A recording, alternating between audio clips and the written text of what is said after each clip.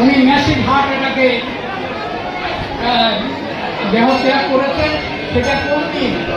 আমি আপনাদের এখানে এসেছিলাম একটি অনুষ্ঠানে, সেটা তারিখটা হলো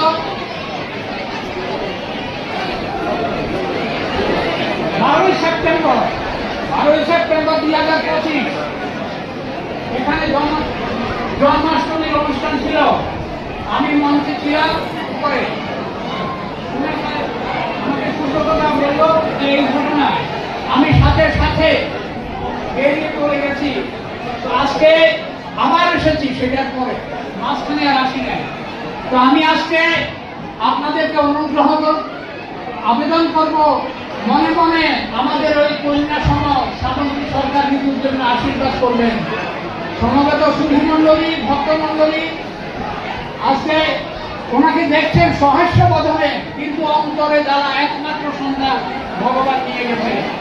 সম্মানিত সুধী ভক্ত মন্ডলী, আমার পক্ষে এই গীতা সঙ্গে যে বিষয়টা আলোচিত হয়েছে, আমাদের জায়গা আছে, অনুষ্ঠানের কোনো জায়গা নেই।